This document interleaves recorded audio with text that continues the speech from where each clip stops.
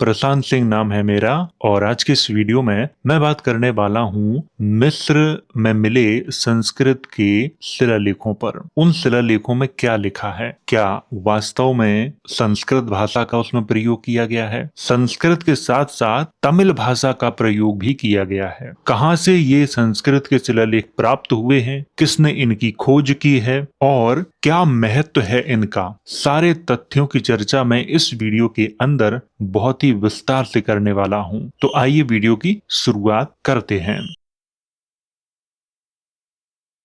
तो वीडियो की शुरुआत यहाँ से करेंगे और सबसे पहले बात करेंगे कि इस वीडियो के अंदर मैं आप लोगों को जो जानकारी दे रहा हूँ वो जानकारी मैंने कहाँ से ली है। अभी कुछ दिनों से मैं देख रहा हूँ अखबारों में एक तथ्य की बहुत चर्चा की जा रही है। इजिप्ट से संस्कृत के सबसे प्राचीन प्रमाण मिले हैं, इस तरह की खबरें अखबारों के माध्यम से चलाई जा रही हैं। 12 फरवरी 2026 का अखबार है, आप उसमें इस खबर को देख सकते हो। ये खबर इसलिए और महत्वपूर्ण है क्योंकि इसमें संस्कृत के साथ साथ तमिल के 20 शिलालेखों की खोज हुई है इजिप्ट में। इसके संबंध में अखबारों में क्या जानकारी है, वास्तविक जानकारी क्या है, सब कुछ आपको बताने वाला हूं इस वीडियो के अंदर। सबसे पहले मैं चर्चा करने वाला हूं देश और स्थान के परिचय की। जहां से ये शिलालेख प्राप्त हुए हैं वो स्थान क्यों महत्वपूर्ण है। इसके बाद चर्चा करने वाला हूं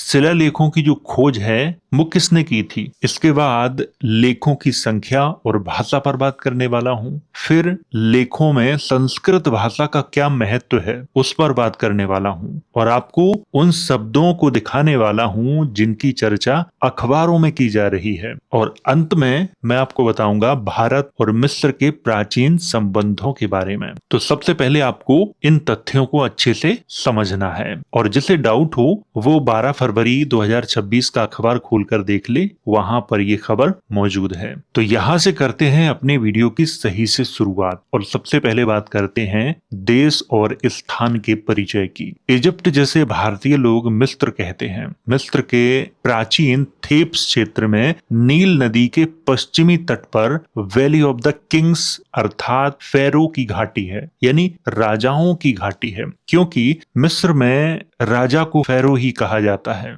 ये आपको ध्यान रखना है। जहां मिस्र के प्राचीन राजाओं और शक्तिशाली कुलीन परिवारों की कब्रें हैं जो 1550 से 1070 ईसा पूर्व के मध्य की हैं। यहाँ पर थोड़ा सा मैं रुकना चाहूंगा। एक अखबार ने लिखा है कि जो संस्कृत के लेख प्राप्त हुए हैं वो 1600 ईसा पूर्व के हैं और इसी खबर को मेरे पास मेल किया गया और मुझसे पूछा गया कि 1600 ईसा पूर्व में संस्कृत प्रचलित थी, क्योंकि ये अखबार इस तरह की बातें लिख रहे हैं। इसकी सच्चाई क्या है बताओ। तो जब छानबीन की गई तो 1600 ईसा पूर्व की जो बातें हैं वो राजाओं की कब्रों के बारे में लिखी गई हैं, ना कि संस्कृत के शिलालेखों के बारे में। इसे आपको अच्छे से समझना है क्योंकि अखबार वाले पूरी बात को ठीक से नहीं लिखते हैं। हेडलाइन कुछ और होगी और अंदर कुछ और ही लिखेंगे, तो ये भी हमें ध्यान रखना पड़ेगा। अब तक वहां 60 से भी ज्यादा कब्रें खोजी जा चुकी हैं, जिनमें सबसे प्रमुख कब्रें तुतनखामुन, रामसेस द्वितीय, सेती प्रथम, रामसेस षष्ठ की हैं। तो ये तुतनखामुन कौन है इसके बारे में मैं आपको बता देता हूँ। प्राचीन मिस्र का फेरो, अभी मैंने आपको बताया था कि वहां राजा को फेरो कहा जाता है। तो प्राचीन मिस्र का एक राजा था तुतनखामुन और उसका जो समय माना जाता है वो 1332 से 1323 ईसा पूर्व के मध्य में उसका शासनकाल माना जाता है। और इतिहास में वो इसलिए प्रसिद्ध है क्योंकि उसकी जो कब्र है वो सही रूप में पाई गई है, तो वो अपनी कब्र के कारण प्रसिद्ध है। इसके बाद नाम आता है रामसेस द्वितीय का। रामसेस द्वितीय के बारे में मैं आप लोगों को पहले ही पढ़ा चुका हूं बहुत अच्छे से। अगर आपको विस्तार से जानकारी चाहिए तो आप लोग उस वीडियो को देख सकते हो। और रामसेस द्वितीय का जो शासनकाल था 1280 से 1213 ईसा पूर्व के मध्य में था और रामसेस द्वितीय को अक्सर रामसेस महान के नाम से इतिहास में दर्ज किया गया है। इसके बाद नाम लिखा है सेती प्रथम का। ये सेती प्रथम का जो शासनकाल है वो 1290 से 1280 ईसा पूर्व के मध्य में माना गया है और ये रामसेस द्वितीय का पिता था और ये अपने सैन्य अभियानों और भव्य निर्माण कार्यों के लिए प्रसिद्ध था। इसके बाद नाम आता है रामसेस षष्ठ का। इसका जो शासनकाल माना जाता है वो 1145 से 1137 ईसा पूर्व के मध्य माना गया है और ये 20वें राजवंश का फेरो था। और ये क्यों प्रसिद्ध है? क्योंकि इसकी कब्र और धार्मिक जो चित्रांकन है उसके कारण इसे इतिहास में महत्व दिया जाता है। तो यहाँ पर मैंने तुतनखामुन, रामसेस द्वितीय, सेती प्रथम, रामसेस षष्ठ के बारे में आपको थोड़ी थोड़ी जानकारी दी। चट्टानों को काटकर बनाए गए लंबे गलियारे, अंदर कक्ष, मूर्तियां, खजाना और चित्रकारी को कब्रों के अंदर अच्छे से दिखाया गया है। वर्तमान में वैली ऑफ द किंग्स विश्व धरोहर स्थल का हिस्सा है। तो ये परिचय था देश और स्थान का। अब बात करते हैं अभिलेखों की खोज किसने की या शोध किसने किया। स्विट्जरलैंड के लॉजेन विश्वविद्यालय के प्रोफेसर इंगो स्ट्राउच और EFEO संस्था के शार्लोट स्मट ने मिलकर शिलालेखों की पहचान और व्याख्या की। 10 से 13 फरवरी 2026 के मध्य तमिलनाडु के चेन्नई में आयोजित हुए अंतर्राष्ट्रीय तमिल अभिलेख विज्ञान सम्मेलन में इन शिलालेखों की जानकारी दी गई थी। इसको आपको बहुत अच्छे से ध्यान में रखना है। और इनके बारे में जो बताया गया उस पर कई विद्वानों ने अपनी प्रतिक्रिया भी जताई। अब बात करते हैं अभिलेखों की संख्या और भाषा के बारे में। थीब्स के पास स्थित थीबन नेक्रोपोलिस की 6 कब्रों में लगभग 30 शिलालेख प्राप्त हुए हैं। ये थीबन नेक्रोपोलिस क्या है इसे समझा देते हैं आपको अच्छे से। प्राचीन मिस्र का शमशान क्षेत्र है ये। नील नदी के पश्चिमी तट पर स्थित है ये आपको ध्यान में रखना है। और यहीं से 30 शिलालेख प्राप्त हुए हैं और 30 में से 20 तमिल ब्राह्मी में है जो तमिल भाषा को लिखने की सबसे प्राचीन लिपि मानी गई है। कौन सी? ब्राह्मी, जिसे धम्म लिपि कहा जाता है। और बाकी जो शिलालेख हैं वो प्राकृत, मिश्रित प्राकृत जिसे संस्कृत कहा जा रहा है, गांधारी खरोष्टी में है। और यह खोज साबित करती है कि प्राचीन तमिल क्षेत्र के लोग केवल मिस्र के साथ समुद्री व्यापार में ही नहीं शामिल थे बल्कि वे नील नदी घाटी के अंदरूनी भागों तक गए और वहां पहले से मौजूद ग्रीक और लैटिन अभिलेखों के साथ उन्होंने अपने नाम भी लिखे। ये यहाँ से समझ में आता है। सबसे प्रमुख जो नाम आता है वो आता है सिके कुर्रन का। ये आपको ध्यान रखना है, कुछ जगहों पर सिकाई भी लिखा हुआ है लेकिन मैं इसे सिके ही कहूंगा। ये आपको मैं पहले ही बता रहा हूँ। जो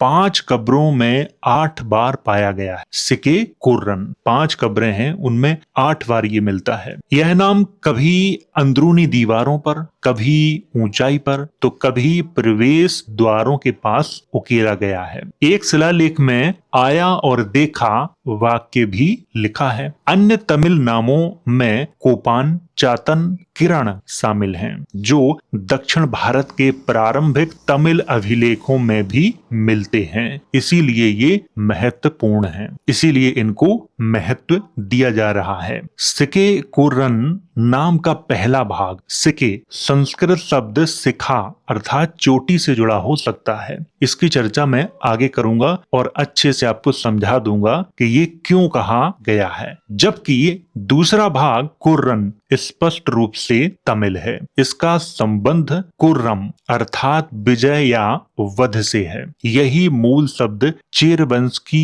युद्ध देवी कुर्वई और कुर्वन में भी मिलता है। कुर्रन नाम पहले भी मिस्र में मिला है। यहाँ पर थोड़ा सा मैं रुकना चाहूंगा। यहाँ एक देवी का उल्लेख आया है जिसका नाम कुर्वई लिखा हुआ है। इसके बारे में थोड़ी सी जानकारी आपको दे देता हूँ। प्राचीन तमिल परंपरा की एक युद्ध और विजय की देवी है ये। इनका उल्लेख संगम साहित्य में मिलता है। वीरता, युद्ध, शिकार, शक्ति की प्रतीक ये मानी जाती है। तमिल द्रविड़ धार्मिक परंपरा की अत्यंत प्राचीन और महत्वपूर्ण देवी है और बाद में इसे हिंदू देवी दुर्गा के साथ समन्वित कर दिया गया। लेकिन हिंदू देवी दुर्गा अलग है और द्रविड़ परंपरा की ये देवी अलग है, लेकिन आजकल दोनों एक ही मानी जाती हैं। लेकिन जब इतिहास की बात की जाती है तो दोनों का इतिहास एक दूसरे के विपरीत है। देवी कोर्रावई तमिल द्रविड़ परंपरा की प्राचीन देवी है, ये आपको ध्यान में रखना है। आइए आगे बात करते हैं। यह है कोर्रापुमन नाम के रूप में लाल सागर के बंदरगाह शहर विरेनिके में मिले एक मिट्टी के बर्तन पर अंकित था। क्या अंकित था? कोर्रन नाम। यहाँ पर वेरेनिके की चर्चा की गई है तो आपको याद दिला दूं, 2022 में इसी स्थान से गौतम बुद्ध की एक प्रतिमा प्राप्त हुई थी, ये वाली जो सामने आपको दिख रही है। ये गांधार कला से प्रभावित है। इसका समय दूसरी सदी का माना गया है। और वेरेनिके है क्या? प्राचीन मिस्र का एक महत्वपूर्ण बंदरगाह नगर था जो लाल सागर के तट पर स्थित था। इसे तीसरी शताब्दी ईसा पूर्व में टॉलमी वंश के शासक टॉलमी द्वितीय ने स्थापित किया था। इसका नाम उसकी माता वेरेनिस के नाम पर रखा गया था। यहाँ पर टॉलमी द्वितीय की चर्चा आई है तो इसके बारे में थोड़ी सी और जानकारी आपको देता हूँ ताकि भारत और मिस्र के जो प्राचीन रिश्ते हैं उनके बारे में आपको समझ में आ जाए। टॉलमी द्वितीय का जो उल्लेख है अशोक के 13वें शिलालेख में मिलता है। वहां पर तुलमोए अर्थात टॉलमी नाम आता है और उसमें कहा गया है कि अशोक ने इसके यहाँ अपना धम्मदूत धम्म के प्रचार हेतु भेजा था और अशोक का जो साम्राज्य था वो वहां तक फैला हुआ था, अर्थात मिस्र तक फैला हुआ था। ये बात यहाँ से निश्चित हो जाती है। जो बातें अशोक के लेखों में लिखी हैं वो सब सही हैं, लेकिन आज के कुछ इतिहासकार, सारे इतिहासकार नहीं, कुछ इतिहासकार इसे स्वीकार करने को तैयार नहीं हैं। वो उनका मत हो सकता है, लेकिन प्रमाण रखना मेरा काम है। स्वीकार करना या न करना वो आपका काम है। सम्राट अशोक के शासन काल से ही मिस्र और भारत के बीच में जो संबंध थे वो बहुत अच्छे से और प्रमाणों के साथ आज भी देखे जा सकते हैं। सबसे पहला जो प्रमाण है वो अशोक के शासनकाल में ही मिलता है, जब उन्होंने अपने एक धम्मदूत को मिस्र भेजा था धम्म का प्रचार करने के लिए। और दूसरी सदी ईसवी में सातवाहन राजाओं के द्वारा एक बुद्ध की प्रतिमा वहां पर भेजी गई थी और वो 2022 में इसी वेरेनिके बंदरगाह से प्राप्त हुई थी। आगे लिखा है यह स्थान रोमन मिस्र और हिंद महासागर के बीच एक महत्वपूर्ण व्यापारिक द्वार था। यह नाम संगम साहित्य में भी मिलता है, जिससे मिस्र के शिलालेखों का प्राचीन तमिल साहित्य से सीधा संबंध स्थापित होता है। एक अन्य तमिल शिलालेख में लिखा है कोपान वाराटा कंतान, अर्थात कोपान आया और देखा। यह शैली ग्रीक अभिलेखों से प्रभावित है, क्योंकि मिस्र के उस क्षेत्र में ग्रीक लेख पहले से मौजूद थे। संभवतः इसी कारण ये शैली ग्रीक अभिलेखों से प्रभावित है। ये आपको अच्छे से ध्यान में रखना है। इसी तरह थोड़ी थोड़ी जानकारी लेखों में मिलती है, मुख्य रूप से भारतीय व्यापारी और यात्रियों के हस्ताक्षर और छोटे छोटे लेख हैं। शोधकर्ताओं ने इसकी तुलना संगम साहित्य से की है। यह लेख प्रथम सदी से तीसरी सदी ईस्वी के माने जाते हैं। लेख दर्शाते हैं कि प्रथम सदी से तीसरी सदी के मध्य भारतीय यात्री और व्यापारी मिस्र की यात्रा पर जाते थे। दक्षिण भारत के यात्री और व्यापारी लाल सागर से मिस्र जाते थे और यह संगम युग के समुद्रीय व्यापार की पुष्टि करता है। इन तथ्यों को आपको अच्छे से समझना है। तो ये तो थी जानकारी अभिलेखों की संख्या और भाषा के बारे में। अब बात करते हैं अभिलेखों में क्या संस्कृत भाषा प्रयोग की गई है, क्योंकि ये महत्वपूर्ण तथ्य है और इसके संबंध में ही झूठ फैलाया जा रहा है। सिके कोर्रन नाम का पहला भाग सिके संस्कृत शब्द सिखा अर्थात चोटी से जुड़ा हो सकता है, ऐसा अखबार वाले कह रहे हैं। अगर सिके शब्द सिखा अर्थात जो ब्राह्मणों की चोटी है उससे जुड़ा हो सकता है, है नहीं, हो सकता है, ये लिखा है। तो इस हिसाब से नेपोलियन नेपाल का हुआ। अगर इसी तरह से शब्दों के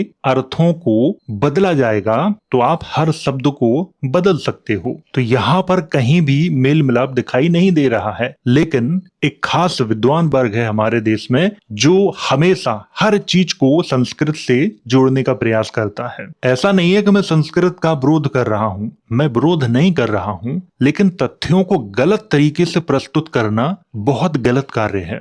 अगर कहीं संस्कृत है तो मैं उसे पूरी तरह से स्वीकार करता हूं, लेकिन अगर कहीं पर प्राकृत भाषा का प्रयोग किया गया है और उस प्राकृत को आप संस्कृत का रूप दे रहे हैं तो ये पूरी तरह से गलत है और लोगों के अंदर भ्रम फैलाने के रूप में इसे देखा जाएगा। और मैं देख रहा हूं बड़े बड़े इंस्टीट्यूट वाले ये काम कर रहे हैं। यूट्यूब पर उनके वीडियो मौजूद हैं, आप लोग देख सकते हो। आगे लिखा है, एक संस्कृत शिलालेख में एक छैरात राजा के दूत का उल्लेख है। यहाँ जो छैरात लिखा हुआ है इसके बारे में आपको थोड़ा समझा देते हैं और इनकी चोरी यहीं से पकड़ी जाती है। छैरात प्राचीन भारत का एक शक राजा था जो पहली दूसरी सदी ईस्वी में पश्चिमी भारत में शासन करता था और ये मुख्य रूप से गुजरात, मालवा और महाराष्ट्र वाले क्षेत्र में अपनी सत्ता जमाए हुए थे और इनके वैवाहिक संबंध सातवाहनों के साथ हुए थे। अब यहाँ पर जो छैरात लिखा गया है, क्या लेखों में यही नाम मिलता है? नहीं मिलता है। आज भी उसके सिक्के मौजूद हैं, आप लोग पढ़ लेना। उसके सिक्कों पर जो नाम मिलता है वो खहरातस मिलता है, छैरात नहीं मिलता है। तो खहरातस को छैरात लिख देना ये संस्कृत का रूप दर्शाता है कि आपने प्राकृत को संस्कृत का रूप दिया है, जो सबसे गलत कार्य है। आज भी इसके सिक्के मौजूद हैं, ये सामने आप देख रहे हो, ये सिक्का है और ये एक शक राजा था और शकों के शासन काल में हमारे देश में जो भाषा प्रचलित थी वो प्राकृत ही थी और शकों की अपनी भी भाषा थी। तो दोनों का जब मिलन हुआ तो थोड़ा सा रूप परिवर्तित हुआ है, लेकिन उसमें भी प्राकृत ज्यादा है। यहीं से इनकी चोरी पकड़ी जाती है कि अखबारों में किस तरह से झूठ को फैलाया जाता है। और झूठ क्या फैलाया जा रहा है कि यहाँ पर नाम आया है छैरात जो संस्कृत का है, जबकि सही नाम क्या है? खैरात जो प्राकृत का है। इसीलिए मैं कहता हूँ कि बहुत सोच समझ के शब्दों को प्रयोग करना चाहिए, पहले जांच लेना चाहिए कि ये सही है या नहीं है। और अखबारों में दी गई हर चीज सही नहीं होती है। आप पैसा दे दो और अखबारों में कुछ भी निकलवा सकते हो। और यहाँ पर जो दूत भेजने की बात आई है वो एक शक राजा के द्वारा भेजा गया था और आगे लिखा है कि इससे स्पष्ट होता है कि व्यापारी, दूत और शासकीय वर्ग से जुड़े लोग भी इन समुद्री संपर्कों में शामिल थे, अर्थात मिस्र की यात्रा करते थे। तो यहाँ से आपको ये समझ में आ गया होगा कि संस्कृत के संबंध में जो झूठ फैलाया जा रहा है वो झूठ ही है, वो सच नहीं है। अधिकतर लेखों में छोटे छोटे नाम हैं जो यात्री और व्यापारी पर्यटकों के हो सकते हैं। लेखों में प्रयोग किए गए शब्दों को विद्वानों ने इंडिक नेम्स कहा है। निश्चित रूप से इन नामों को संस्कृत भाषा के नाम नहीं कहा है। नाम क्या क्या मिले हैं? सेना, कान्हा, कन्ह, धम्म, नागा, वासा, काटा, सती, ये शब्द प्रयोग किए गए हैं, लेकिन ये संस्कृत के नहीं है। ये प्राकृत में मिलते हैं या फिर मिश्रित प्राकृत भाषा, जिसे बुद्धिस्ट हाइब्रिड संस्कृत कहा जाता है, उसमें मिलते हैं। अब जो मिश्रित प्राकृत भाषा है उसे ही संस्कृत इतिहासकार कहते हैं। इसे संस्कृत इसलिए कहा जा रहा है क्योंकि अधिकतर विद्वानों के अनुसार संस्कृत प्राकृत भाषा से प्राचीन है। जो नाम प्राकृत भाषा और ब्राह्मी अर्थात धम्म लिपि में लिखे हैं उनकी उत्पत्ति संस्कृत से हुई है। इसीलिए प्राकृत भाषा में जो नाम लिखे हैं वह एक प्रकार से संस्कृत भाषा के ही नाम है। यहाँ प्राकृत को ही संस्कृत का नाम दिया जा रहा है। इन शब्दों के अलावा नमो, धामा, पुता, पुतासा आदि का प्रयोग भी किया गया है और ये नाम भी शिलालेखों में मिलते हैं। नमो शब्द संस्कृत का नहीं है, न धम्म शब्द संस्कृत का है, ये प्राकृत के हैं। यहाँ पर मैंने अच्छे से समझाया है कि ये ऐसा क्यों कह रहे हैं, क्योंकि इन्हें आज भी ये लगता है कि भारत की सबसे पुरानी भाषा संस्कृत है और प्राकृत भाषा की उत्पत्ति किससे हुई है? संस्कृत से हुई है। इसीलिए प्राकृत भाषा में जो कुछ लिखा है वो संस्कृत से ही आया है। इसीलिए प्राकृत नाम हटा के संस्कृत लिख दो ताकि लोगों के अंदर गलतफहमी पैदा हो जाए। जहां संस्कृत लिखी है और अपने शुद्ध रूप में लिखी है वहां मैं उसे स्वीकार करता हूं, लेकिन जहां प्राकृत लिखी है, जहां मिश्रित प्राकृत लिखी है, वहां उसे संस्कृत ना कहा जाए, क्योंकि संस्कृत कहने से लोगों के अंदर भ्रम पैदा हो जाता है। उन्हें ऐसा लगने लगता है कि आज जो संस्कृत प्रचलित है उसी की बात की जा रही है, जबकि वर्तमान समय में जो संस्कृत प्रचलित है वो 700-800 साल पुरानी है। उससे पहले जो संस्कृत प्रचलित थी उसका रूप इससे अलग है, और राजा हर्षवर्धन के समय में जो संस्कृत प्रचलित थी उसका रूप और भी अलग है, और जो गुप्त काल में प्रचलित थी उसका रूप और भी अलग है, और जो सातवाहन काल, कुषाण काल, शकों के शासन काल में जो भाषा प्रचलित थी उसका रूप और भी अलग है। वो प्राकृत से प्रभावित हैं, लेकिन इन्हें भुला दिया जाता है। इन सभी नामों का प्रयोग यात्री और व्यापारियों ने किया है। जैसे आजकल लोग किसी पर्यटक स्थल पर घूमने जाते हैं तो वहां अपना नाम लिख देते हैं। इसी तरह के नामों का प्रयोग किया गया है वैली ऑफ द किंग से प्राप्त लेखों में। संस्कृत या शास्त्रीय संस्कृत भाषा का प्रयोग नहीं किया गया है। इन लेखों में प्राकृत का प्रयोग किया गया है, मिश्रित प्राकृत का प्रयोग किया गया है और तमिल भाषा का प्रयोग किया गया है। और लिपि के तौर पर धम्म लिपि, जिसे ब्राह्मी भी कहा जाता है, उसका प्रयोग किया गया है और खरोष्ठी का प्रयोग किया गया है। और साथ में आपको यह भी ध्यान रखना है गांधारी जो प्राकृत है उसका भी प्रयोग किया गया है। एक तथ्य की और मैं चर्चा करना चाहूंगा। जैसे आप गूगल पर सर्च करोगे तो विकिपीडिया खुल के आता है। विकिपीडिया पर जब आप पढ़ोगे, चाहे कुषाणों के बारे में हो या ग्रीकों के बारे में हो, तो वहां पर उनकी जो भाषा है ग्रीकों की ग्रीक थी, तो इसके बाद वहां पर लिखा होगा संस्कृत, जबकि ग्रीकों के समय में दूर दूर तक संस्कृत का कोई नामो निशान नहीं था। फिर भी वहां पर ये आपको लिखा मिलेगा और फिर लोग उसी को पढ़ते हैं, फिर उनके अंदर भ्रम पैदा हो जाता है। उन्हें ऐसा लगता है कि संस्कृत उस समय प्रचलित थी, और ये अभी भी विकिपीडिया पर प्रयोग किया जाता है। आप लोग विकिपीडिया को खोल के देख सकते हो। तो इतना आपको समझ में आ गया होगा कि शिलालेखों में संस्कृत का प्रयोग नहीं किया गया है। मैंने एक एक शब्द को अच्छे से समझाया है। सिके शब्द को संस्कृत शब्द शिखा से जोड़ा जा रहा है और उसे बताया जा रहा है कि इसकी उत्पत्ति ब्राह्मणों की जो शिखा है उससे हुई है। और दूसरे शब्द के बारे में मैं आपको बता चुका हूं, जो छैरात राजा की बात की गई है उसका नाम छैरात नहीं खैरात था, और उसके सिक्के मौजूद हैं, आप उन्हें देख सकते हो। तो यहाँ से आपको ध्यान में रखना है कि जो अखबारों में चल रहा है वो सिर्फ आधा सच है, उसमें पूरी सच्चाई है ही नहीं। अब बात करते हैं भारत और मिस्र के प्राचीन संबंधों के बारे में। भारत और मिस्र के संबंध अत्यंत प्राचीन समय से है। सिंधु घाटी सभ्यता के मन के मिस्र में प्राप्त होते हैं। इसका अर्थ सिंधु जो लोग थे वो मेसोपोटामिया से मिस्र तक पहुंचते थे, या उनका सामान मिस्र जाता था मेसोपोटामिया होते हुए। ये इस बात का प्रमाण है। सिकंदर ने मिस्र पर विजय प्राप्त करने के बाद टॉलमी राजवंश के समय में समुद्री व्यापार पर अधिक जोर दिया था। अलेक्जेंड्रिया से भारत और मिस्र के बीच काली मिर्च, दालचीनी, रेशम, मोती, हाथीदांत, कीमती पत्थर का व्यापार होता था। रोमन काल अर्थात 30 ईसा पूर्व से 300 ईस्वी के मध्य में वेरेनिके, अलेक्जेंड्रिया बंदरगाह से सोना, चांदी, कांच, शराब, धातुएं आदि भारत आता था। इसकी चर्चा ग्रीक लेखों में मिलती है। सम्राट अशोक के शासन काल से वर्तमान समय तक भारत और मिस्र के मध्य व्यापारिक और सांस्कृतिक रिश्ते दिखते हैं, उनके प्रमाण भी हैं। अशोक के 13वें लेख में स्पष्ट रूप से इस तथ्य की चर्चा की गई है कि उनके द्वारा एक धम्मदूत को मिस्र भेजा गया था धम्म के प्रचार हेतु। इसके बाद सातवाहन काल में एक बुद्ध की प्रतिमा मिस्र भेजी गई थी, वो 2022 में प्राप्त हुई थी वेरेनिके बंदरगाह से। इसके बाद अभी इतने सारे शिलालेख प्राप्त हुए हैं जो प्रथम सदी ईस्वी से लेकर तीसरी सदी ईस्वी के मध्य के हैं, अर्थात सम्राट अशोक के शासन काल से लेकर वर्तमान समय तक स्पष्ट प्रमाण मिलते हैं कि मिस्र और भारत के जो संबंध थे वो अच्छे थे, दोनों के बीच व्यापार होता था। तो ये तो थी जानकारी मिस्र से प्राप्त तमिल ब्राह्मी प्राकृत, मिश्रित प्राकृत जिसे संस्कृत कहा जा रहा है, वो गांधारी प्राकृत और खरोष्ठी लिपि के संबंध में। अगर आपका कोई प्रश्न है इसके संबंध में तो आप कमेंट के माध्यम से मुझसे पूछ सकते हो, मैं वीडियो के माध्यम से उसका उत्तर देने का प्रयास करूंगा। तो वीडियो अगर अच्छा लगा हो तो इसे लाइक करें, शेयर करें। वीडियो देखने के लिए धन्यवाद।